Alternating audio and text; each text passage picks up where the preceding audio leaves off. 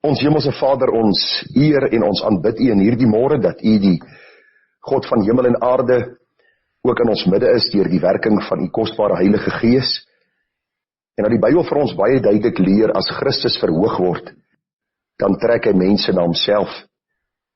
Vader, ons dank U dat ons U liefde kan sien in U geliefde Seun Jesus Christus, aan ons geopenbaar. Nie dit in sy volmaakte lewe wat hy geleef het nie, maar ook in die eenmalige dood wat hy gesterf het, sodat elkeen wat aan hom glo nie verlore mag gaan nie, maar die ewige lewe kan hê.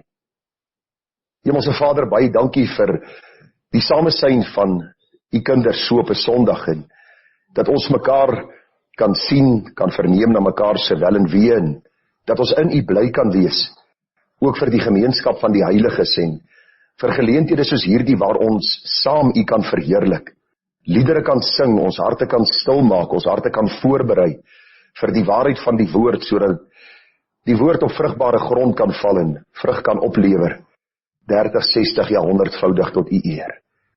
Here, ons verstaan en ons leer dit uit die woord, dat ons nie die vermoë het om te kan luister, as U nie vir ons die vermoë gee nie. Ons het nie die vermoë om te kan doen, as U nie ons daartoe in staat stel nie. Daarom sê die Bybel vir ons in 1 Tessalonisense 5, dat U in ons werk, om te wil sowel as om te werk na U welbehae. U wat ons roep vir hierdie goeie werk, U is getrou, U sal dit ook doen. En ons pleit, Here, dat U vir ons wysheid sal gee, insig en kennis en verstand, sodat ons nie net hoorders sal wees van die woord nie, maar ook daders daarvan. Here, dit is 'n groot waarheid wat hierdie week weer tot my hart gekom het, waar U vir ons sê, verdra mekaar en vergewe mekaar as die een teen die ander 'n klag het. Soos God julle in Christus vergeef het, so moet julle ook doen. Dit is so, Here, dat ons nodig het in hierdie laatuur voor U wederkoms, om mekaar in liefde te verdra, mekaar te vermaan sou dit nodig wees, mekaar op te bou in die allerheiligste geloof, sodat ons een van sin en een van siel in die Here kan wees, van een gees deurdronge, met een begeerte om die koninkryk uit te brei, en eer te bring op die naam van ons drie-enige God. Here, ons bid ook waar ons vanmôre so 'n bietjie gaan stilstaan by die gelofte dag gebeure, en dit wat ons herdenk en vier in hierdie tyd van die jaar, U vir ons groot wysheid sal gee om U genade oor ons as mens, en besonder ook vir ons as volk raak te sien. Here, is nie omdat ons beter is as ander nie, dis omdat U genade oor ons groot was, en U 'n bepaalde werk deur hierdie mense van stapel wou stuur, en ons dank U vir die werk wat gedoen is, en Here, vir die vrug op hierdie arbeid. Maar ons pleit ook dat ons vanmôre sal terugkyk met dankbaarheid, maar ook met 'n groot verantwoordelikheid. Die pad vorentoe sal aandurf met ons oë gefestig op Jesus, die leidsman en volëinder van ons geloof. Wêreldwyd, Here, sien ons die agteruitgang. Ons sien wêreldwyd, Here, hoe mense hulle vergryp aan dinge wat nie hulle sin is nie. Ons sien die geweld, die haat, die nait onder mense. En daarom bid ons dat ons as kerk van Christus, as liggaam van Christus, anders sal wees, omdat ons behoort aan die een wat vir ons gesê het, kyk, ek maak alles nuut. Vader, ons bid nou dat U ons harte sal voorberei, en dat U self verheerlik sal word in ons midde. Gemeente, genade, barmhartigheid en vrede word vir U geskenk, van God ons hemelse Vader, en ook van ons dierbare Here Jesus Christus. En dit word kragtig menigvuldig deur die werking van sy Gees, ook hier by ons. Amen. Vir ons gaan vanmôre die diens basies bietjie wy aan dit wat ons by gelofte dag vier, en dit wat ons na terugkyk. Ons het die gelofte diens eerskomende Dinsdag nie, en ek glo dat U ook sal verstaan waarom ons dit so inkorporeer. Maar die gebed van my hart is dat die Here vir ons wysheid sal gee ook vanmôre in die verstaan van hierdie bepaalde gebeure. So ons gaan nou so 'n bietjie 'n oorsig hanteer met U, dan gaan ons die gelofte hanteer, en dan gaan ons die geloofsbelijdenis hanteer, en dan sing uit Gesang 245. Nou ek dink die meeste van U verstaan gelofte dag, die meeste van U het al gelees daaroor, het al boodskappe gehoor daaroor, en die groot en die uitstaande ding van gelofte dag is vir my God se ingrype en God se groot genade oor ons as volk hier in Suid-Afrika. Ek het so daaraan gedink, en was my wonderlik toe ek sien die volgende psalm wat ek moet preek is Psalm 50, en hoe Psalm 50 presies inskakel by die dag en die tyd en die gebeure wat ons tans beleef, ook in ons land. En wonderlik om te sien dat in hierdie Psalm 50 leer die Here vir sy volk kosbare lesse. Hulle moes terugkyk in die geskiedenis, hulle moes boeke vat van hulle lewe op daardie bepaalde stadium, en dan moes hulle hoop geskep het vir die toekoms. En ons gaan vanmôre 'n bietjie uit Psalm 50 daarna kyk. Maar as ons kyk na gelofte dag, dan wil ek vir u sê, dit is nie in ons volksmond versoeningsdag of Dingansdag of soos mense dit sekere name gee nie, maar gelofte dag, omdat daar 'n bepaalde gelofte aan God gemaak is in 'n bepaalde tyd waarin hierdie mense in groot stryd verkeer het. Nou as ons bietjie gaan kyk na die gebeure, vriende, dan sien ons dat die geskiedskrywer vir ons leer dat Dingaan 'n diktator was in Natal en omgewing. En ons almal sien foto's van Dingaan en ons sien foto's van sy impie-magte, en as 'n mens die geskiedenis gaan lees, kom ons agter dat hy maar soos baie van die leiers vandag maar net nog 'n diktator was. Ons praat baie keer van kommunisme en ons sien hoe hierdie diktator sy land beheer en regeer, en ons kan maar baie keer kyk ook na hierdie leiers en sien hoe hulle in hierdie absolute magsvergryp mense beheer en manipuleer, en so Dingaan het ook gedoen nadat hy Shaka vermoor het en dan aan bewind gekom het. Nou die geskiedskrywers leer vir ons dat hierdie man eintlik basies niemand gespaar het nie. Jy was of aan hom onderdanig gewees of jou lewe was geneem gewees.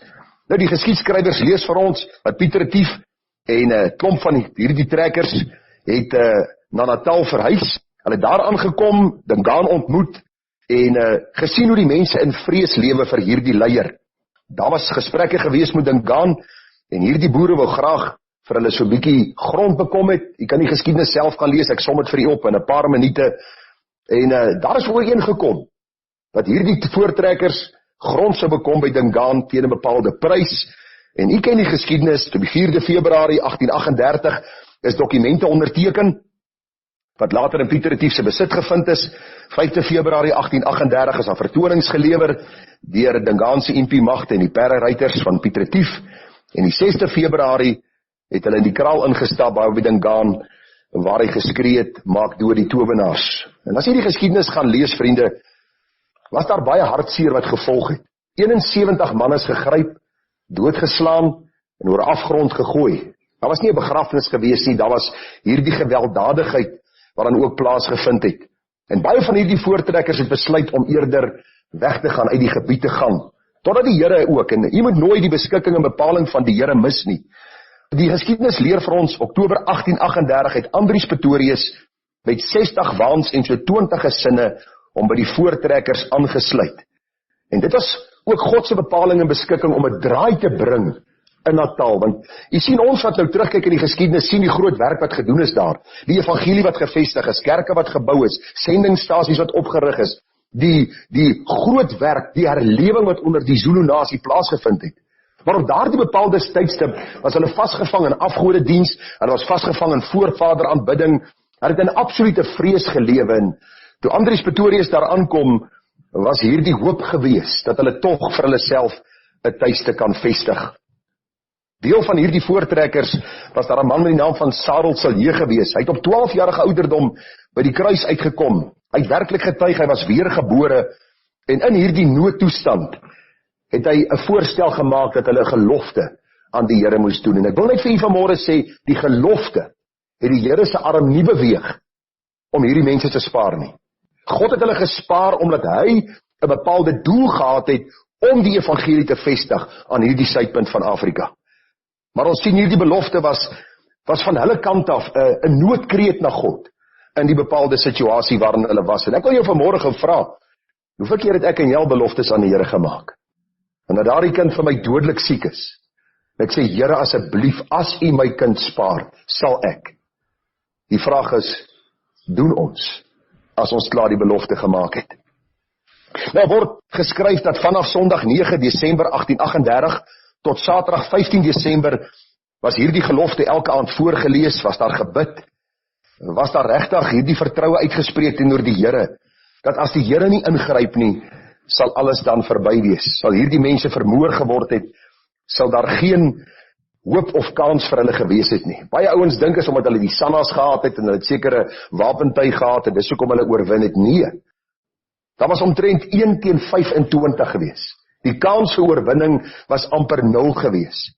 En wat wonderlik is, hoe die Here ook daardie oggend van 16 Desember genade gegee het, nie net aan die voortrekkers nie, maar daar was 470 voortrekkers, en daar was 3 Engelse deel van die voortrekkers gewees, Daar was swartes en kleerlinge wat as touleiers gedien het en gehelp het met die uitpak en die oppak.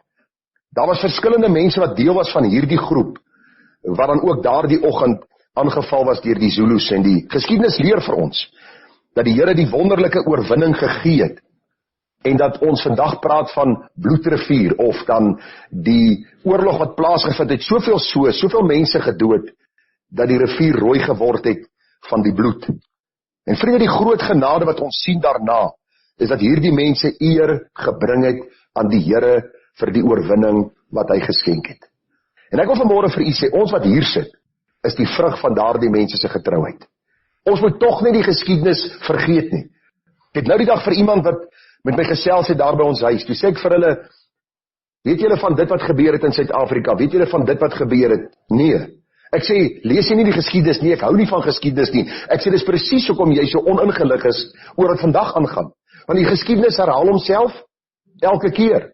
God herinner sy volk heeltyd aan wat in die verlede gebeur het. Dit moet dien as 'n waarskuwing en soms as 'n opbouing vir die dag van vandag, en dan ook hoop wat ons kan skep vir die toekoms. En ons gaan vanmôre ook net uit eerbied en uit dankbaarheid voor die Here hierdie gelofte met u hanteer. Daarna gaan ons die geloofsbelijdenis doen, en daarna sal ons 2 verse sing van Gesang 245, en daarna kom ons by Psalm 50 uit, wat so mooi inpas by die gebeure wat ons so pas hanteer het, en wat die Here se gedagte ook vir ons is. Kom ons staan, en dan lees ons die gelofte, en dan ook die geloofsbelijdenis. Nou die voortrekker se gelofte van 16 Desember 1838, hier staan ons voor die heilige God van hemel en aarde, om 'n gelofte aan hom te doen dat, as hy ons sal beskerm en ons vyand in ons hand sal gee, ons dag en datum elke jaar as 'n dankdag, soos 'n Sabbat sal deurbring, en dat ons 'n huis tot sy eer sal oprig, waar dit hom behaag, en dat ons ook aan ons kinders sal sê, dat hulle met ons daarin moet deel tot nagedagtenis, ook vir die opkomende geslagte. En dan baie belangrik, want die eer van sy naam sal verheerlik word, deur die roem en die eer van oorwinning aan hom te gee. Ek glo in God die Vader, hy is die Almagtige, hy is die skepper van die hemel en die aarde, en in Jesus Christus sy eniggebore Seun, ons Here, wat ontvang is uit die Heilige Gees en gebore uit die Maagd Maria, wat gelei het onder Pontius Pilatus, gekruisig, gestorwe en begrawe is, en neergedaal het in die onderste dele van die aarde, wat op die 3de dag weer opgestaan het uit die dood, opgevaar het na die hemel en sit aan die regterhand van God die Almagtige Vader, van waar hy sal kom om te oordeel die lewende en die dode. Ek glo in die Heilige Gees, ek glo aan 'n heilige algemene Christelike kerk, die gemeenskap van die heiliges, die vergifnis van sondes, die opstanding van die liggaam en 'n ewige lewe. Nou vriende, gaan vra dat u die woord van die Here sal oopmaak, nie by Johannes 17 nie, maar by Psalm 50. Psalm 50, ons het so 2 weke terug toe daar in Walvisbaai gepreek het. Ek het die Vrydag die begrafnis gehou, die Sondag in Walvisbaai gepreek, toe ek het Johannes 17 gepreek. Daar die hoëpriesterlike gebed van Christus, wonderlike waarhede ook daarin opgeteken, maar vanmôre gaan ons aangaan met ons reeks vanuit die boek Psalms, en ons gaan vanmôre so 'n bietjie kyk na Psalm 50. En dit is die volgende Psalm in hierdie reeks, en 'n besondere Psalm, en ons sal seker as die Here ons spaar in DV 2026 met u praat uit Psalm 51, en daar gaan ek 'n reeks uithou. As u nou gaan lees wat baie van die groot predikers, soos Dr. MacArthur en baie ander sê oor Psalm 51, is dit seker een van die mees besondere psalms in die Bybel. Die boetelied van Dawid, waar hy gesondig het en hoe hy sy hart voor die Here uitstort, en ons gaan dit juis in 'n reeksie hanteer, omdat ek die klem wil lê op die feit dat mense baie keer verwys na Dawid se sonde, maar hulle sien nie regtig die berou in sy hart nadat hy gesondig het nie. En vriende, dit is so, dat kinders van die Here van tyd tot tyd sondig, maar het is belangrik om ook opregte berou in jou hart te hê, om te erken dat jy gesondig het teenoor die Here en teenoor die hemele, en dat daar ook vergifnis vir jou sonde in Christus Jesus te vind is. Maar vanmôre dan Psalm 50, ek lees vir u, dis 'n Psalm van Asaf, soos ons nou klaar met die kinders van Korag, nou gaan ons oor na Asaf, ons sal nou sien wie hy was, en ons gaan 'n bietjie kyk wat hy ook in Psalm 50 skryf. Sê gou my, wat is die bekendste Psalm van Asaf? 73, nee? Maar hy sê het na die goddelose gekyk en sy voet het byna gegly. Hy het so moedeloos geraak toe hy die voorspoed van die goddelose sien, en hy sê, Here, Waarom dien ek u nog? Dis te vergeefs. Dit gaan net met my sleg en met die goddelose gaan dit goed en die Here vat vir Asaf in die allerheiligste en Asaf sien die einde van die goddelose en hy skep moed. Nou vanmôre is dit dieselfde man wat hier aan die woord is onder leiding van die Heilige Gees, skryf hy 'n Psalm van Asaf, die God van die gode, die Here, hoofletter H-E-R-E, die God van die gode, die Here spreek en roep die aarde, van die opgang van die son af tot sy ondergang toe. Uit Sion, die volkomenheid van skoonheid, verskyn God in ligglans. Onse God kom en hy kan nie swyg nie. Vuur verteer voor sy aangesig en rondom hom storm dit geweldig. Hy roep na die hemel daarbo en na die aarde om sy volk te oordeel. Versamel my gunsgenote vir my, hulle het my verbond by die offer sluit. En die hemele verkondig sy geregtigheid, want God staan gereed om te oordeel. Sela. Hoor my volk, dat ek kan spreek, Israel, dat ek jou kan inskerp. Ek is God, jou God. Oor jou offers bestraf ek jou nie, en jou brandoffers is altyd hier voor my. Ek hoef uit jou hand geen stier te neem of bokke uit jou krale nie, want al die wilde diere van die bos is myne, die vee op berge by duisende. Ek ken al die voëls van die berge, en wat roer op die veld is van my.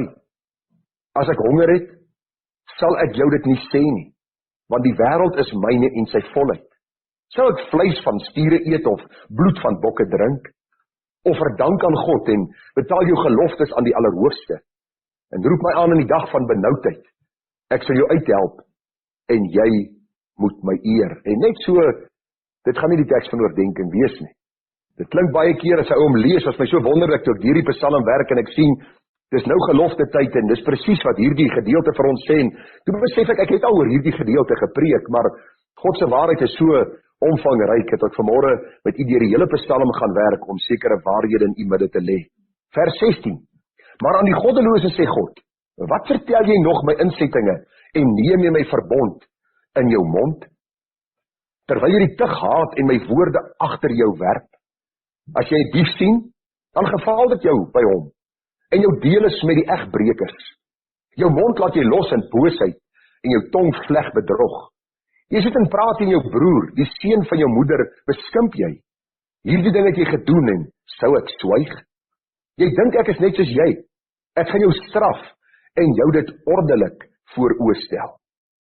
Verstaan dit tog, o Godvergeters, sodat ek nie verskeer sonder dat iemand red nie. Die een wat dankoffer eer my, en die een wat op sy weg ag gee, hom sal ek die heil van God laat geniet. Vriende, ons gaan tot so ver saam lees, 'n besondere Psalm wat ons vanmôre gelees het, en ek wil vir u sê, as jy so 'n bietjie gaan navorsing doen, is daar seker, ek wil nie oordryf nie, honderde, as dit nie duisende, kommentare oor hierdie bepaalde Psalm. Want God se woord is so wonderlik, en daar is soveel waarhede wat ons daaruit kan leer, dat ons vanmôre ook kan stilstaan by hierdie vers 4 en 5 en 6, en ons gaan 'n bietjie praat oor die gedagte vanmôre, dat die Here oordeel sy volk. En kom ek lees vir jy, roep na die hemel daarbo en na die aarde om sy volk te oordeel, versamel my gunsgenote vir my, hulle wat my verbond by die offer sluit. En die hemele verkondig sy geregtigheid, want God staan gereed om te oordeel. Sela. Jy kan miskien vanmôre dink daarin, die stoel maar, hoorie, ons vier gelofte dag, dit is 'n oorwinning. En jy praat vanmôre oor God se oordeel van sy volk. En vriende, daar is altyd hoop in God se woord. So jy gaan sien, as ons die boodskap afsluit, is daar altyd die hoop wat God gee. Maar hierdie saak is baie belangrik, want ook die volk Israel was God se verbondsvolk gewees. God se volk wat saam met hom gewandel het. God se volk wat sy liefde en sy genade beleef het, en in hulle sonde die Here dan ook hulle besoek. En die Here het hulle opgeroep om terug te draai na hom. En ons gaan bietjie vanmôre daarna kyk. Nou vriende, as ons vanmôre kyk na hierdie gedagte van die Here oordeel sy volk, dan wil ek vir u sê, dit was vir my so 'n bietjie van 'n hartseer gedagte om te dink daaraan, dat hierdie volk al God se goedheid, sy grootheid, sy genade beleef het, en tog het hulle op 'n stadium die rug op hom gedraai, en eintlik tot vandag toe nog, die oorgrote meerderheid van Jode erken nie hierdie heilige God se seun Jesus Christus, die Messias, die verlosser wat ons met Vader kom versoen het nie. As 'n mens kyk na die volk Israel se geskiedenis, dan sien ons dat hulle nie 'n besondere volk was nie. Mense maak absoluut vandag van Israel asof hulle afgode is, en dat almal voor hulle moet buig. Die volk Israel is vandag verlore. Hulle is onder dieselfde oordeel van God as die res van die wêreld, as hulle nie bekeer nie, en tog het God met hulle 'n verbond gesluit, wat tot in die verre geskiedenis ook tot stand sal kom, wanneer die Here aan die einde van die eeue 'n massa bekering onder sy volk sal laat plaasvind. As u nou die boek Openbaring gaan lees, sal u dit baie duidelik sien. Maar die ontstaan van die volk was nie omdat hulle 'n besondere volk was nie. Hulle was nie 'n magtige volk nie, daar was nie baie kruigsmanne onder hulle gewees nie. Hoor wat sê die Here self in Deuteronomium 7 vers 6. Deuteronomium is die boek van herinneringe. Die volk word herinner aan dit wat met hulle gebeur het, waar hulle vandaan kom, hoe God hulle gedra het en geseën het, tot op daardie tydstip. En nou lees ons in Deuteronomium 7 vers 6. Want jy is 'n volk heilig aan die Here jou God. Jou het die Here jou God uitverkies om uit al die volke wat op die aarde is, sy eiendomsvolk te wees. So wie het hulle gekies? God het hulle gekies. Nou sê vers 7, die Here het 'n welgevalle aan julle gehad en julle uitverkies, nie omdat julle meer was as al die ander volke nie, want julle was die geringste van al die volke, maar omdat die Here julle lief gehad en die eed gehou het, wat hy vir julle vaders gesweer het die Here julle met 'n sterke hand uitgelei en jou uit die slawehuis uit die hand van Farao, die koning van Egipte, verlos. God se uitverkore volk is Israel. Luister, ons blanke volk is nie God se uitverkore volk, soos Israel dit was nie. Israel is 'n etniese groep, dis 'n volk wat die Here gesoek en gekies en eenkant gesit het. Die Amerikaners is nie God se uitverkore volk nie. Die mense in Europa is nie God se uitverkore volk nie. Die Bybel sê elkeen wat weergebore vandag is deel van God se uitverkorenes. Maar ons moet die begrip vanmôre hier verstaan aan die begin, dat God 'n uitverkore volk het, die volk Israel, wat hy vir homself gekies het, omdat hy hulle liefgehad het. Hy het hulle liefgehad. En as ons sien, die stand verdank wat hulle amper vir die Here gegee het, hoe hulle sy liefde beantwoord het, deur hulle aanhoudende sonde, dan staan ons verbaas dat die Here hierdie ewige verbond met hulle gesluit het, wat deurvloei in die boek Openbaring, en wat tot aan die einde van die eeue stand sal hou. Vriende, dink maar aan Israel se geskiedenis. Die Here red hulle uit Egipte land. Hierdie magtige volk, hierdie Farao met sy strydwaans en sy soldate, wat hierdie Israeliete as slawe mishandel het, die Here hoor hulle stem, en die Here red hulle uit Egipte land. Op 'n besondere manier deur die 10 plaae, kom hulle daar deur die Rooi See, en die Bybel sê vir ons, in die woestyn het die Here hulle begelei met die vuur en die wolkkolom. Manna en kwartels het die Here vir hulle gegee, water uit die rots, typerend van Christus, wat later ons sal versadig met sy wonderlike waarheid, maar God was goed vir sy volk. Ons sien later hoe die Here ook die tabernakel, en dan die ark van die verbond, en later die tempel wat gebou is, en hierdie wonderlike teenwoordigheid van God, wat deel was van die volk Israel. Vriende, die Bybel sê vir ons, dat hierdie mense in ongehoorsaamheid 40 jaar rondgedwaal het in die woestyn. Die Here lei hulle in die beloofde land, in die land wat oorloop van melk en honing. En wat doen die volk? Hulle bly sondig, hulle bly rebelleer, hulle bly in opstand kom teenoor die Here. En ek wil net 'n vinnige toepassing vanmôre hier maak. En ek wil vir julle sê, vriende, ook ons as Suid-Afrikaners, ongeag jou kleur, God is vir ons goed. Hy is vir ons genadig en barmhartig. Ek lees onlangs 'n artikel, hulle sê, as jy 3 etes 'n dag kan eet, is jy een van 25% in die wêreld wat dit kan doen. In hierdie land het ons in oorvloed. God voorsien vir ons. God onderneem vir ons. Die Here gee vir ons na die rykdom van sy genade en barmhartigheid. Daardie bepaalde tydstip, daar in 1838, toe ons voorouers in hierdie geweldige krisis was, die gelofte afgelê het om te sê, Here, ons sal U op hierdie dag en datum dien en eer aan U bring, het die Here hulle gehoor, omdat die Here 'n genadige en 'n barmhartige God was. Die Here sê, roep my aan in die dag van benoudheid, ek sal jou uithelp en jy moet my eer. Maar wat is die stand van ons volk vandag? Ongeag die kleur. Ons is rebelle teenoor God. Die grootste vyand van God vandag is die kerk in Suid-Afrika. Die deursnee teoloog in Suid-Afrika erken nie meer die Bybel as God se gesag nie. Die deursnee teoloog vandag staan op die kansel en hy is besig met allerhande dinge wat hy vir mense sê en filosofering en allerhande goed wat mense wegneem van God in plaas van nader aan die Here. Die kerk het 'n plek geraak waar mense alles skry behalwe die waarheid van God se woord. En tog is ons as die volk Israel, wat vir die Here gereeld vra en by hom kerm en sê, Here, nou, hoekom gaan dit met ons so?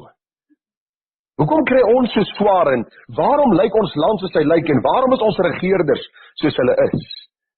En vriende, die antwoord is eenvoudig, omdat die Here self met ons deel om ons terug te roep na hom. As ons kyk na Psalm 50, dan sien ons dat dit een van Asaf se psalms is waar hy die volk waarsku en ook die waarskuwing gaan vanmôre na ons kant toe kom. Dat ons nie in voortgesette sondige optredes die toorn van die Here moet opwek nie. Asaf was 'n Lewiet wat verantwoordelik was vir die sang en musiek. Ons lees daarvan in 1 Kronieke 16 vers 4. Daar staan en hy het uit die Lewiete dienaars aangestel voor die ark van die Here en dit om die Here, die God van Israel, te roem en te loof en te prys. Vers 5, Asaf, die hoof, en Sagaria, die tweede in rang na hom, terwyl Asaf met die simbale musiek gemaak het. So Asaf, 'n Lewiet, 'n musikant, iemand wat deur die Here gelei was om hierdie psalm neer te pen, om die volk terug te roep na 'n ware aanbidding van die Here. Op 'n stadium het die Here vir sy volk gesê, dat julle musiekinstrumente maak my ore seer. Want julle maak musiek en julle sing, maar julle harte is ver van my. En dis presies wat Asaf wil doen, om vir die volk te sê, keer terug na die Here, sodat julle hom dien in gees en in waarheid. En baie interessant, as jy Psalm 50 gaan bestudeer, is hierdie psalm in die vorm van 'n hofsaak. Nou, wie van die hou van die hof? Toe 'n polisieman was ek nie daarvan gehou nie, en ek hou nou nog nie daarvan nie. Ek dink is nou, ek weet nie wat dit nou op die oomblik nie, maar daar is altyd 'n regter, daar is 'n aanklaer, daar is die kant van die verdediging, en die Bybel sê vir ons in hierdie psalm, is God die heilige, die regter, hy is die aanklaer, want hy ken die harte, en hy oordeel dit wat hy sien, en dit wat hy weet van sy volk.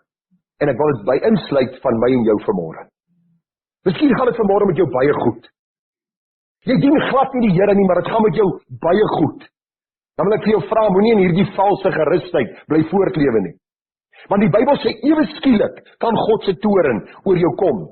Die tyd van genade is altyd dat God ons wil wys hoe goed hy vir ons is, want hy laat reën oor die regverdige en die onregverdige. Sy genade is wyd en groot oor almal, en hy roep ons om hom te dien in gees en in waarheid.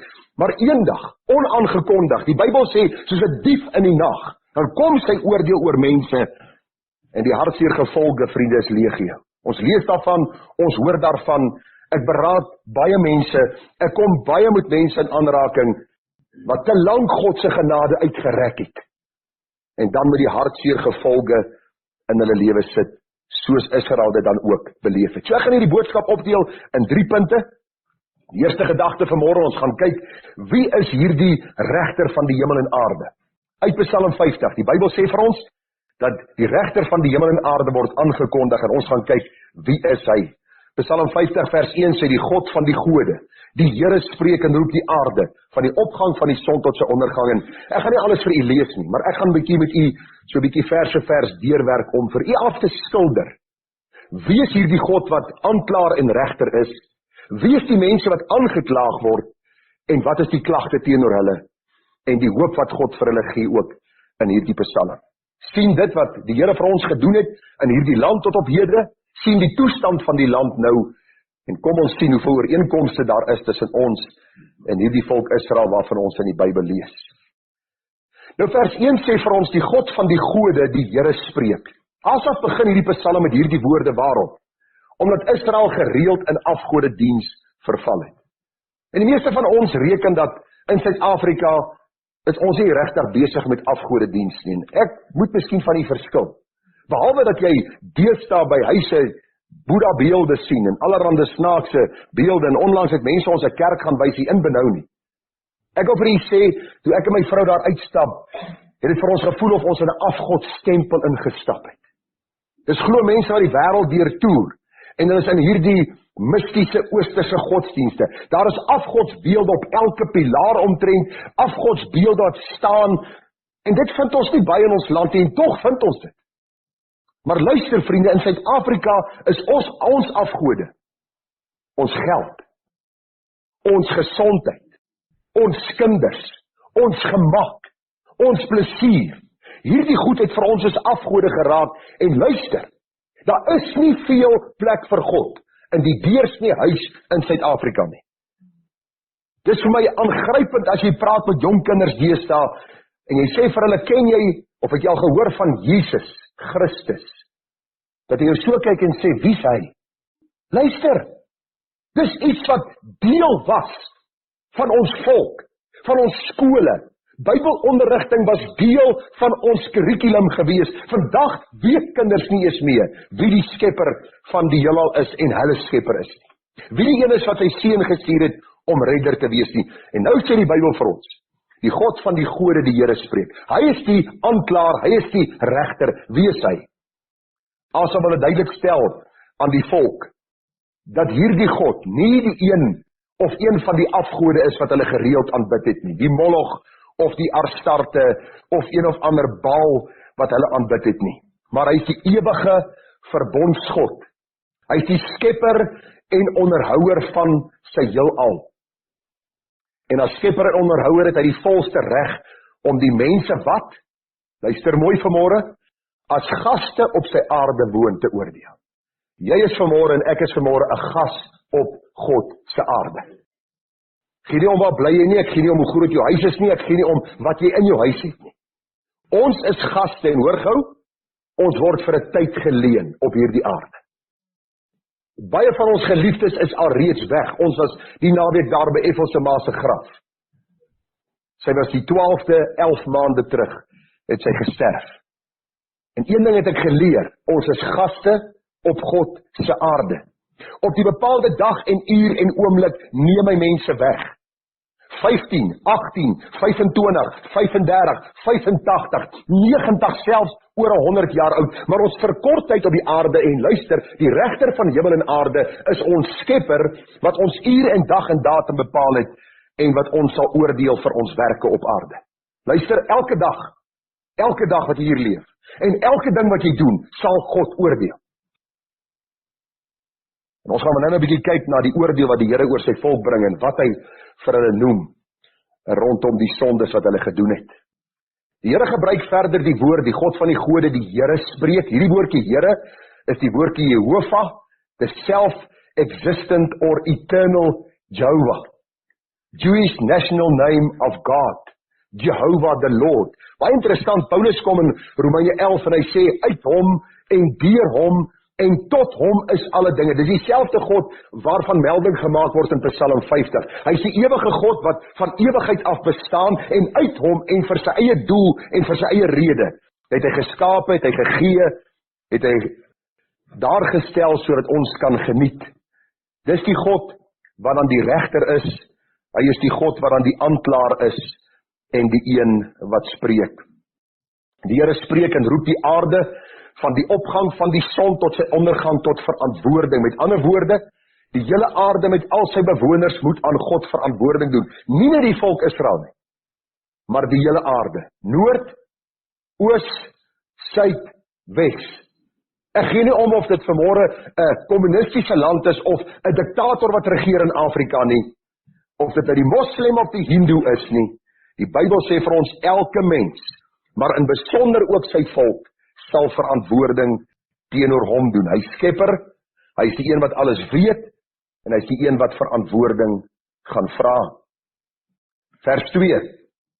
Uit Sion, die volkomenheid van skoonheid, verskyn God in ligglans. Onse God kom, en kan nie swyg nie, vuur verteer voor sy aangesig, en rondom hom storm dit geweldig. Hierdie vers illustreer vir ons, dat God in sy karakter sondeloos is. Hy haat sonde.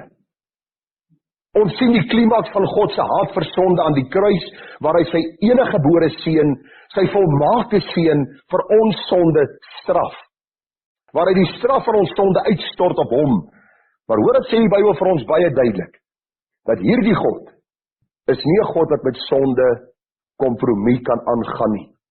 Die beeld wat Asaf skep is 'n angswekkende en vreesaanjaende beeld, alhoewel die volk so baie van God se genade en liefde gesien het, moet hulle ook hoor dat hy heilig en regverdig is en die sonde nie ongesiens laat verbygaan nie. As hy sonde oordeel, dan oordeel hy dit met mag en met mening. Wat kan die mens nie keer nie? Vuur, water, wind. Ons kan nie keer daai goed standhou nie. Dit is iets wat vir ons na ons kant toe kom en as mens staan ons verbaas en ons sê, Here God, U is groot. Want die Here gebruik die wind, en die Here gebruik die water, en die Here gebruik die vuur vir sy oordeel. Nou sê die Bybel, God sal kom, soos 'n vuur. Hy sal verteer voor hom. Hy sal oordeel. En dis nie die God wat die deursnee westerling van hou nie. Hoekom nie? Want hy stel standaarde, hy meng in met my lewe. Hy wil my lewe kompliseer deur my uit te wys dat sonde eendag geoordeel kan word. En ek wil vir u sê, as jy vanmôre in sonde leef, is jy nie gelukkig nie. Moet tog nie vir my lieg nie. Die meeste ouens wat vanmôre in sonde leef, sy gewete maak hulle dood. Hulle drink medikasie in oorvloed net om die gedagtes stil te kry. Daar's aanhoudende gevegte onder mekaar en hulle probeer dit opmaak met die kies en make-up. Maar hulle lewe is in 'n totale chaos. Hulle probeer hulle lewe gelukkig hou met geld en met besittings en met allerlei dinge, maar in hulle siel is daar 'n geroep. As ek vanaand sterf, sal ek voor hierdie God staan wat soos 'n vuur verteer. En dis presies waaroor hierdie gedeelte gaan. God sê vir sy volk, ek het jou lief. Ek het jou gekies omdat ek jou lief gehad het. Jy beleef al my genade, maar jy hou aan voortgaan in jou sonde en ek gaan daaroor nie swyg nie. Ek gaan daaroor nie swyg nie. Hy is ook die enigste een, vriende, wat waarlik kan oordeel. Want hy alleen is sondeloos en volmaak, heilig sonder vlek of rimpel. As kinders van die Here mekaar aanpraat oor sonde, in liefde, om mekaar te wys op die verkeerde wat hulle doen ons dit nie in die posisie van God en ons oordeel af na iemand toe nie. Nee, dis om regstelling te bring, om te sê, broer en suster, ek het jou lief, kom ons draai terug na die Here. Die Here is die enigste een wat kan oordeel, omdat hy sondeloos volmaak is. In hom is daar geen vlek of rimpel nie, geen sonde te vind nie. En dis die God met wie ons te doen het. So, die regter, die aanklaer, is die skepper God, die Here, die eternal one, die een wat ook vuur uitstuur wat voor sy aangesig verteer. Nou sê vers 5 tot 7, hoor wat sê die Bybel? Hierdie was vir my treffend. Versamel my gunsgenote. Versamel my gunsgenote. Vir my, hulle wat my verbond by die offer sluit, en die hemele verkondig sy geregtigheid, want God staan gereed om te oordeel. Vers 7, hoor my volk dat ek kan spreek Israel, dat ek dit kan inskerp. Ek is God, jou God. Wat vir my baie interessant was in die voorbereiding, hier praat die Here en Asaf skryf nie aan rou heidene, wat niks van God en sy woord en sy gebod weet nie. Dit was my treffend toe ek dit lees. Hierdie verse leer ons, dat die wat geoordeel word nie mense is wat geen kennis van die Here het nie, maar juis die wat die naam en werke van die Here ken. Ek het vir u gesê aan die begin, is dit nie wat in Suid-Afrika aangaan nie. Die grootste vyand van God is die kerk, wat bo op die toring of bo op een of ander plek het, so sê die Here, die kanselappie wat sê, ons spreek die woord, is ongelukkig vandag, die wat in die meeste opstaan teenoor God en sy waarheid. So die Here sê, my gunsgenote, julle wat my liefde ken, julle wat my genade ken, julle wat my verordeninge ken, julle wil dit nie onderhou nie, nou roep ek julle voor hierdie gereg.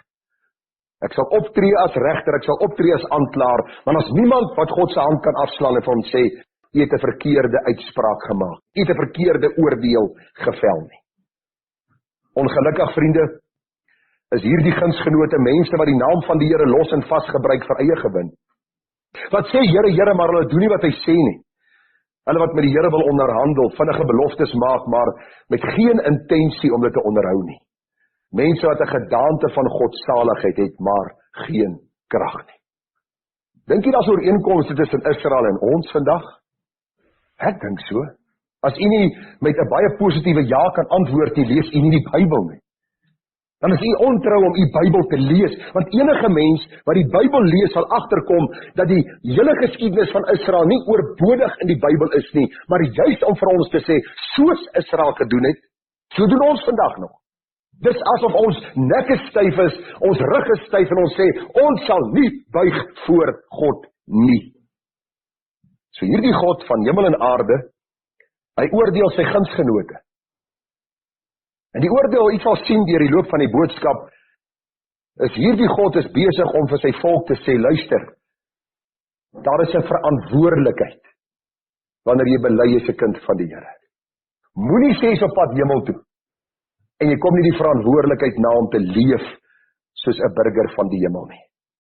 Nou kom ons gou by die hoofklagtes uit wat die Here teen sy volk dan, en teen sy gunsgenote, en dan sluit dit ook die hele aarde in, na vore bring. Hier's hoofklagtes. Eerste plek, hulle offers is 'n formaliteit sonder opregtheid in hulle harte. Psalm 50 vers 8, daar staan, oor jou offers bestraf ek jou nie, en jou brandoffers is altyd hier voor my, ek hoef uit jou huis geen stier te neem nie, ek ken al die voëls, as ek honger het sal ek jou nie sê nie. Die hele gedagte hier gaan oor, hulle was getrou om die offers te bring, hulle was getrou om by die feeste, of aan die feeste deel te neem, maar hulle harte was ver van die Here. U sien, die Here sê vir hulle baie duidelik hierso, dat hy nie regtig nodig het, dat hulle stiere moet offer, of diere moet bring nie, want hy is nie iemand wat honger raak nie, of hy het nie 'n gebrek aan iets nie. Dis nie dat hy beter God sal word as ons offers aan hom bring nie, hy sal nie meer God word nie, hy sal nie meer heilig wees nie, maar hy besef dat aanbidding van hierdie heilige God het 'n geweldige invloed op ons as mens. Luister, jou dien van die Here bring in jou hart 'n vreugde en 'n blydskap wat geen mens vir jou kan beskryf nie. Sonde bring skeiding, sonde bring hartseer. Hoor wat sê koning Dawid na sy sonde met Batseba. Die Psalm wat ons volgende jaar definitief sal hanteer. Psalm 51 vers 8. Hy sê kyk, jy het 'n welgevalle aan waarheid in die binneste. En in die verborgene maak u aan my wysheid bekend, want u het geen lus in slagoffer nie, anders sou ek het gee. In brandoffer het u geen behaag nie. Die offers van God is 'n gebroke gees. 'n gebroke en verslae hart sal u o God nie verag nie. Wat vir my diep interessant is in ons dag en tyd, dat mense die gruwelikste sonde doen, en dan om hulle gewete te sis, sal hulle aan tafel 'n gebed doen, en sommer in die, dankie vir my pap en vleis, en vergewe sommer my sonde, amen, kom ons eet, kom ons geniet die dag, kom ons gaan aan. Daai sonde van jou is nie vergewe nie. Want jy het nie berou oor jou sonde nie. God werk berou in jou siel. Daarom het God 'n feeste met Israel gehad. Daarom sê die Here, ek gaan julle voor die gereg bring. Want julle praat baie, julle bring offers. Daar's sekere goed wat julle doen om my te probeer omkoop, om my te probeer paai, om my te probeer rustig maak, maar julle hart is uitgegee aan die wêreldse genietinge, die sonde en die plesiere.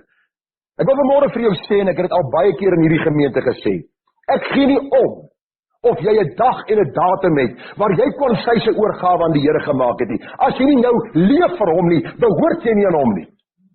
Want 'n goeie werk wat hy begin het, sal hy volëindig. As jy nie volhard in jou wandel saam met die Here vanmôre nie, behoort jy nie aan hom nie. Want hy werk in jou elke dag om te wil, sowel as om te werk na sy welbehaag. Dis wat hy vir sy volk probeer sê. Julle bring offers, julle sê Here, Here, julle sluit 'n verbond met my, julle roep my in as getuie, maar julle doen nie wat ek vir julle sê nie. Dis in Suid-Afrika dieselfde probleem. God red ons vandag of Dinsdag gaan baie mense Gelofte dag 4.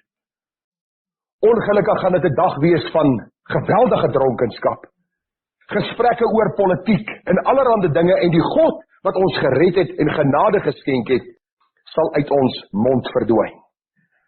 Luister, die Here deel sy eer met niemand nie. Die Here sê vir Samuel om vir Saul te sê, onthou jy vir Saul, kop en skouers bo almal uit. Die Here sê gaan verslaan vir Amalek, en hy kom met hierdie ou flou verskoning, die manskappe. Jesus, hy klink net soos Eva. En hy klink net soos Adam. Die manskappe het die beste gehou om wat te doen? Om te offer aan die Here. Watter pateet. Maar hier en ek is dieselfde. Ons regverdig ons sonde deur te sê, maar ons is daarom Sondag in die kerk gewees. So daarom hierdie maand R300 vir die Here inbetaal. Ek moes eintlik 3000 inbetaal het, maar hy het ten minste iets gekry. Ek het ten minste hierdie week vir iemand gesê, dis net genade dat ek is waar ek is. Die Here sê eenvoudig, het ek behaag in brandoffers, in slagoffers, soos in gehoorsaamheid aan die stem van die Here. Kyk, om gehoorsaam te wees is beter as slagoffer, om te luister beter as die vet van ramme. As my seun vir my sê, pa, ek is lief vir jou, dan waardeer ek dit.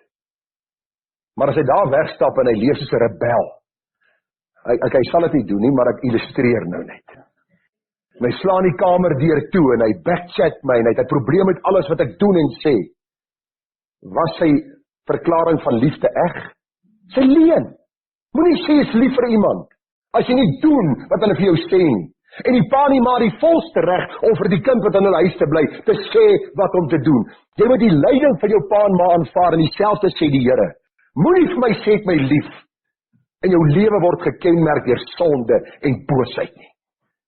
Dan is jy 'n leienaar en jy ken die God van die Bybel nie. Israel het gereken, omdat God hulle lief gehad het en 'n verbond met hulle gesluit het, kan hulle maak en doen wat hulle wil. En hulle het 'n toets gedop. Jy sien hulle is die B-gedeelte, hulle pleeg 'n menigte van sondes terwyl hulle meen dat die Here dit nie sien of nie sal oordeel nie. En ek gaan vinnig terwille van die tyd gaan, ek het nie vir u lees nie, maar u kan by die huis gaan lees. Psalm 50 vers 16 tot 22 lig vir ons hierdie sondes uit. Ek het vir u opgesom. Dis goed vir u, né? U nie al die huiswerk self hoef te doen nie. Die eerste plek sê die Here, hulle haat die tug. Hulle haat die tug. Met ander woorde, die Here het deur die profete hulle opgeroep om hulle te bekeer. Die Here stuur ander volke om hulle te vervolg en hulle eindelik daar verliese te bring deur oorloë. Daar was sekere dinge wat die vyande gedoen het, wat die volk Israel se lewe geweldig gekompliseer het. Die vyande het gelê en loer op hulle bloed en die Here sê, ek stuur hierdie goed oor julle pad. Dis die tug van die hemel en julle luister nie. Dink jy ons beleef tug in Suid-Afrika? Ek wil vir u sê, ons beleef geweldige tug. Die een skelm in die regering is groter as die volgende ene. Dis nou meer, as jy 20 miljoen steel, is dit niks. Jou saak word nie eens ondersoek nie, want dit is klein geld. Ons praat van honderde. Die geld, ek lees nou die dag van iets soos 2 biljoen rand, wat gesteel is, wat gegee was vir die hospitale, om hospitale op te gradeer, medisyne, en toe probeer die man wat die 2 miljoen verduister het, een van die valke, om te koop, om hom te laat vrygaan. En ek dink myself, dis presies wat in Suid-Afrika aan die gang is, God se tug.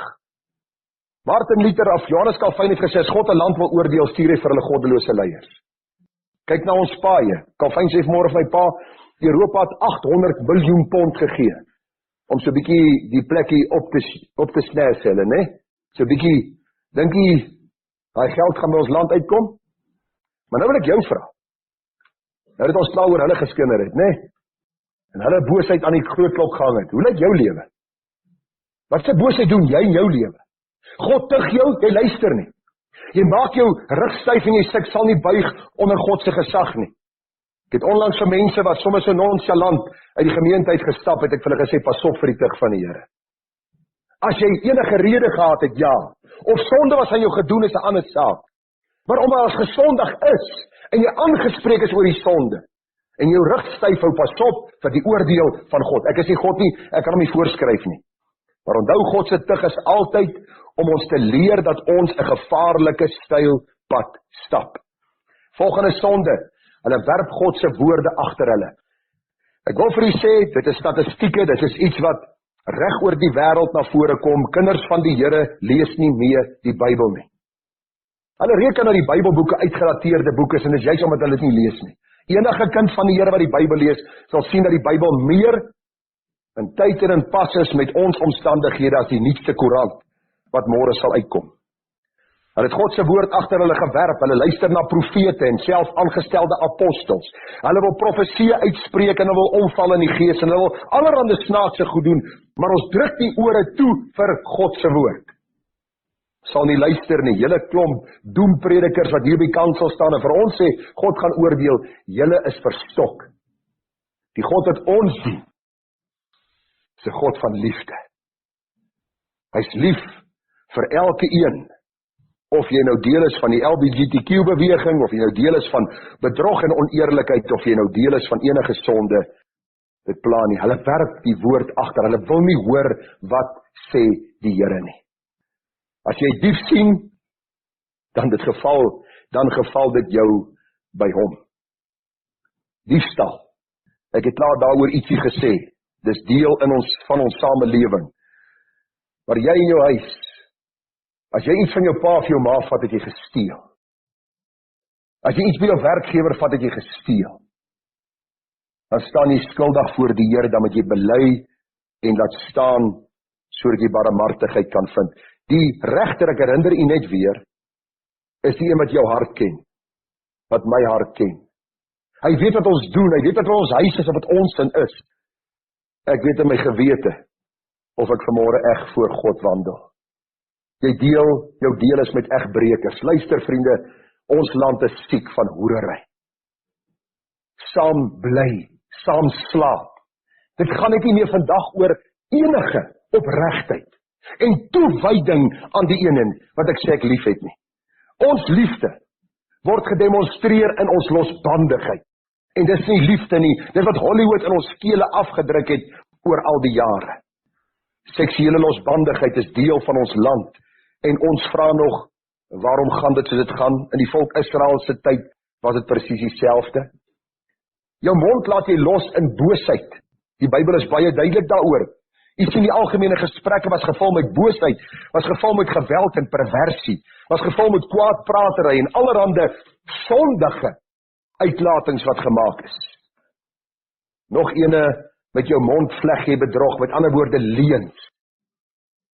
Die wegsteek van die waarheid, jy verberg die waarheid. Jy probeer iemand bedrieg om 'n voordeel uit hulle te kry. Jy's glad met jou mond en jy praat vinnige woorde sodat jy ook deur jou woorde mense kan oorweldig en by hulle 'n sekere voordeel kan kry. En dan praat die Bybel, jy sit en praat teen jou broer, die seun van jou moeder beskimp jy. Hierdie vers ek bietjie gaan ondersoek, dit sê eenvoudig, dis nie net vreemdeling en bure wat benadeel word nie, maar self die mense die naaste aan my broer, ek skroom nie om hom in te doen nie.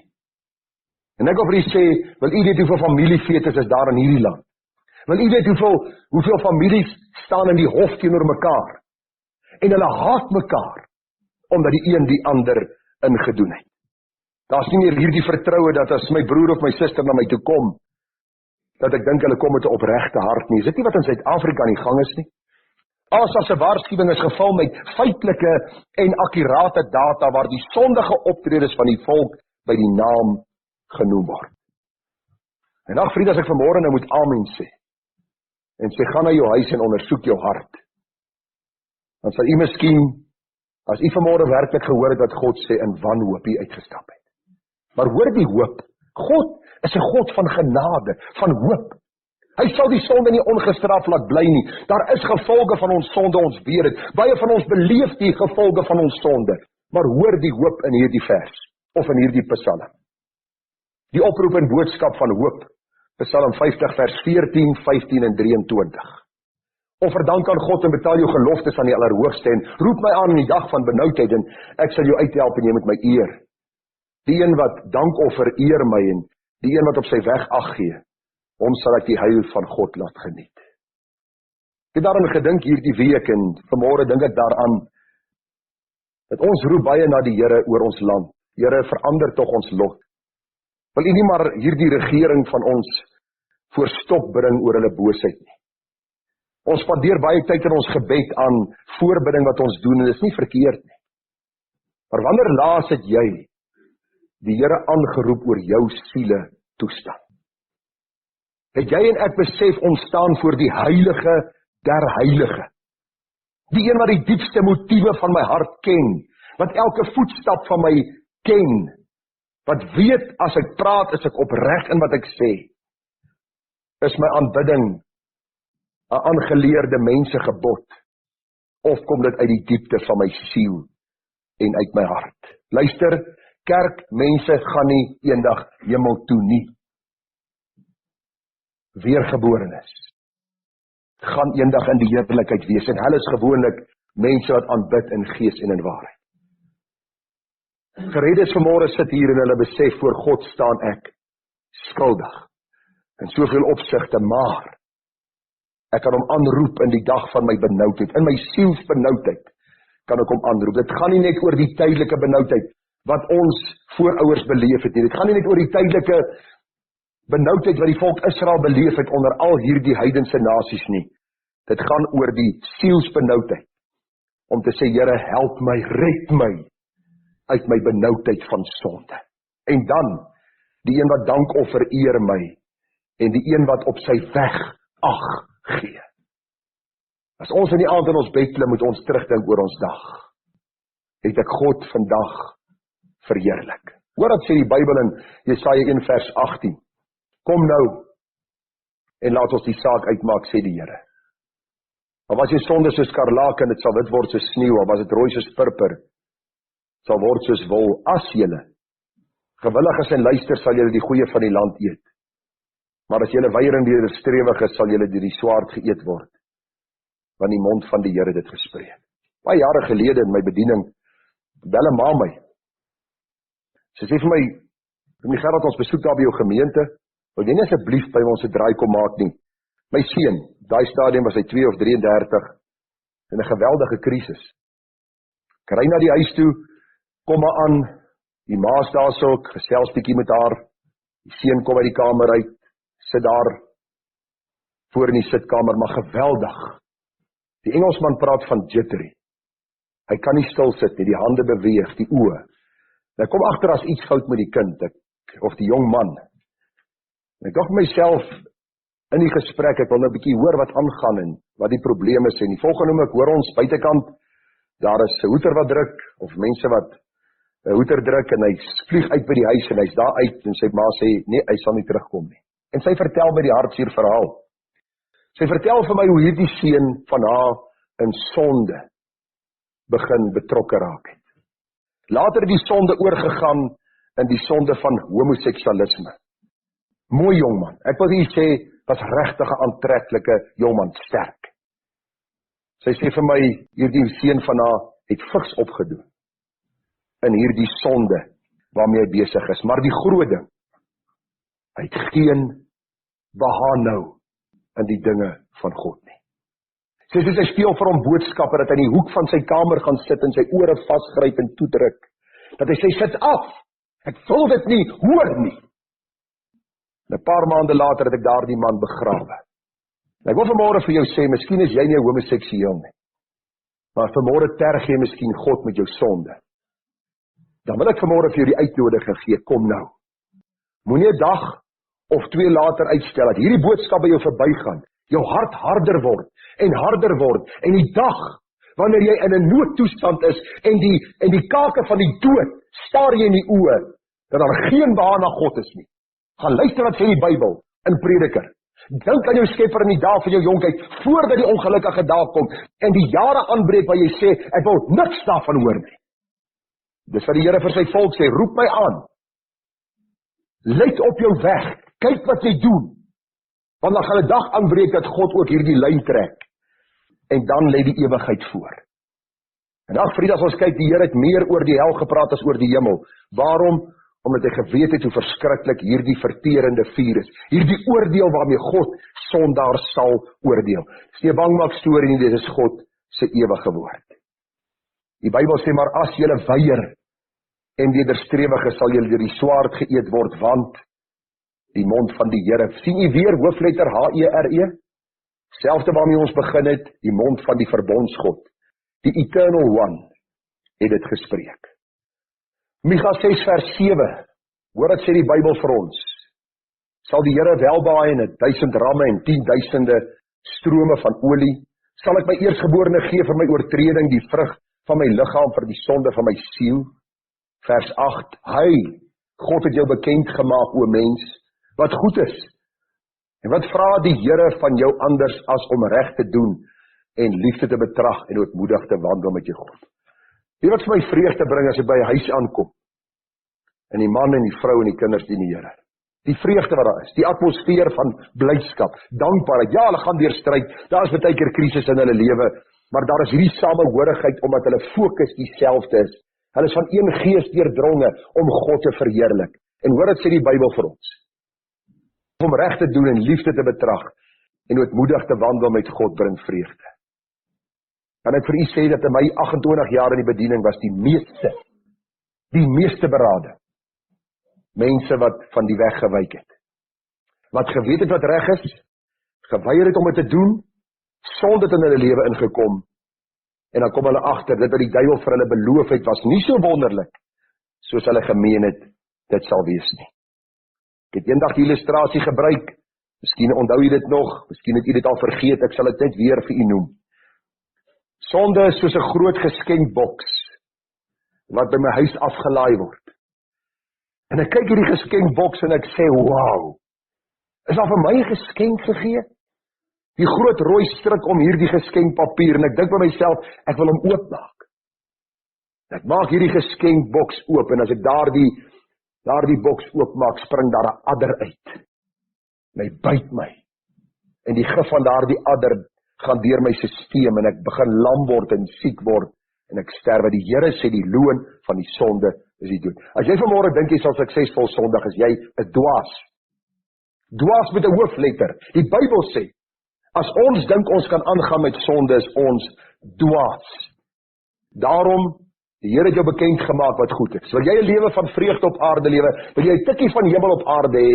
Wandel in God se weë. Dis absoluut die moeite werd.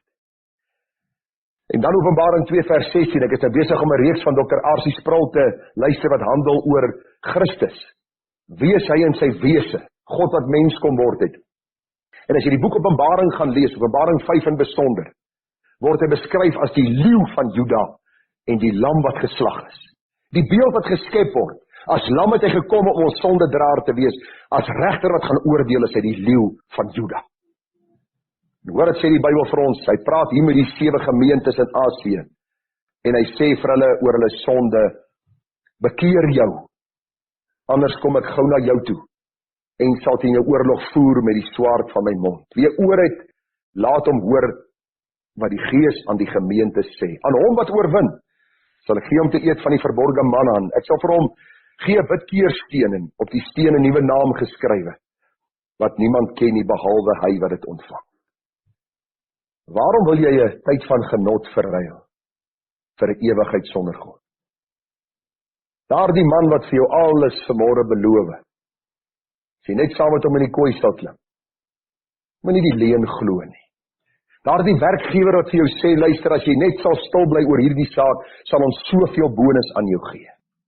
Daardie kwessie van, as ek net hierdie ding kan kry, sal my lewe vervul wees. Ek vra jou, waarom ruil jy 'n tyd van genot vir 'n ewigheid sonder God? Die boodskap vanmôre bekeer jou. Geen om hoeveel kennis het jy oor God se waarheid nie. Ek vra jou vanmôre, leef jy in gehoorsaamheid aan God se waarheid. Dis presies wat die Here vir sy volk sê in Psalm 50, wat die Here vir ons as volk in Suid-Afrika vanmôre sê, wat die Here vir ons as Berea Christen gemeente vanmôre wil deurkommunikeer. Ons kan nie God en mammon dien nie. Ons kan nie God en sonde dien nie. Ons is soldate van die kruis.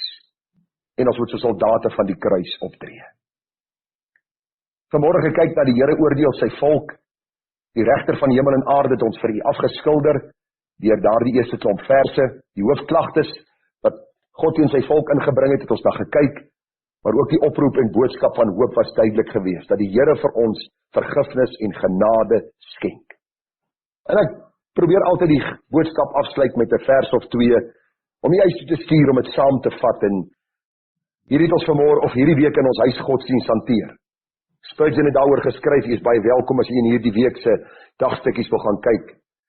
Maar dit was my so wonderlik toe ek dit lees, en daarom sal die Here met ongeduld daarop wag om julle genadig te wees. Wat 'n wonderlike God.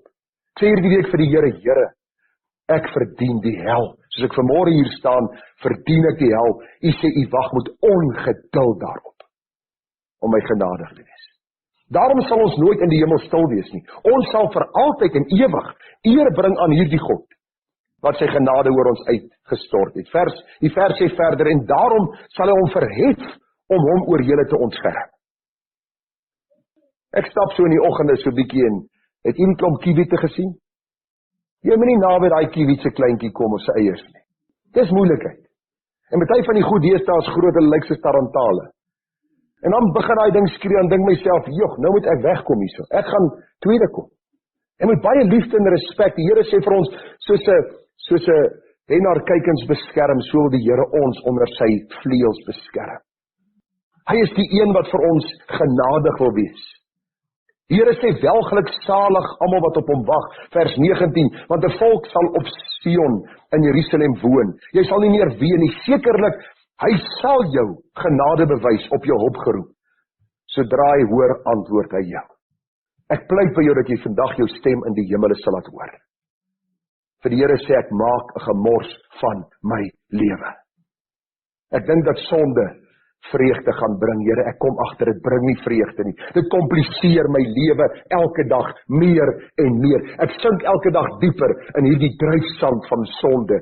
Here, miskien is dit nog net my kop wat uitsteek in my hand, maar ek wil roep na die hemele. Kom trek my uit. Wees my genadig. Kennis wat ek het van God se waarheid sonder die toepassing daarvan en die uitleef beteken niks. Daarom het God vir sy gunsgenote gesê, kom, staan voor die gereg, ek gaan julle aankla, ek gaan julle regter wees. Maar na die aanklag en al die dinge wat hulle gehoor het, sê hy, hier is genade.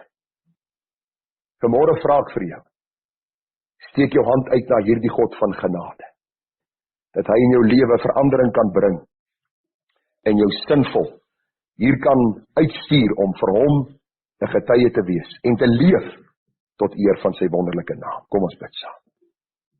Here, elke jaar by gelofte dag is daar soveel dinge waaroor ons kan dink en praat, maar u is getrou. Die volgende psalm was Psalm 50, en hoe duidelik is u woord net hier vanmôre, dat ons nodig het om boeke te vat van ons eie lewe.